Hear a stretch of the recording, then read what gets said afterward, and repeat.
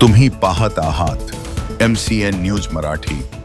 बुलढाणा जिल्ह्यात अवैध सावकारी कर्जाच्या त्रासातून होणारी शेतकऱ्यांची पिळवणूक आणि आत्महत्यांना आळा घालण्यासाठी जिल्हाधिकारी डॉक्टर किरण पाटील यांनी पुढाकार घेऊन जिल्ह्याच्या विविध भागातील अवैध सावकाराकडील जमिनी परत करण्याची मोहीम हाती घेतली होती।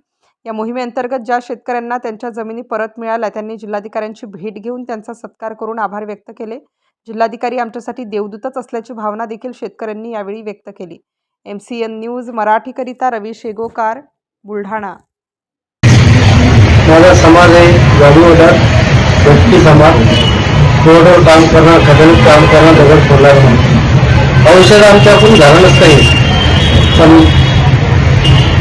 किरण पाटील साहेबामुळं आमचं पूर्ण व्यवस्थित झालेलं आहे।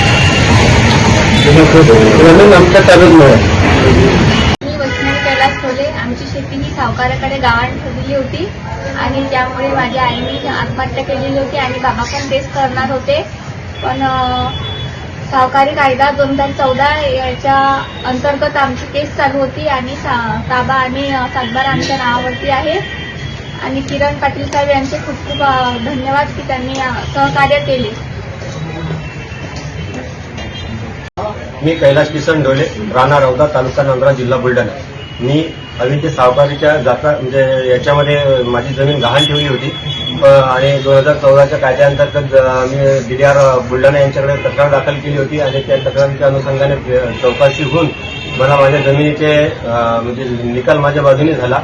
निकाल झाल्यानंतर जमिनीचं पोझिशन घेणं हे महत्त्वाचं होतं आणि पोझिशन घेण्याच्या संदर्भात आपले विद्यमान कलेक्टर साहेब बुलढाणा किरण पाटील साहेब यांनी मला बऱ्याचपैकी सहकार्य केले आणि त्यांच्या सहकार्यामुळेच आज माझ्या जमिनीचं पोझिशन सातबारा ताबा आज माझ्या कब्जामध्ये आहे आणि त्यामुळे मी माझ्या पोराचे शिक्षण, ते 2 माझे मुलं आहेत, यांची आई वारलेली आहे आणि आई वारल्यानंतर आज माझ्याकडे काहीच या मुलांना शिकवण्याकरता काय उरलेले नव्हते। पण आज किरण पाटील साहेबांच्या सहकार्यामुळे मला माझी जमीन परत मिळाली।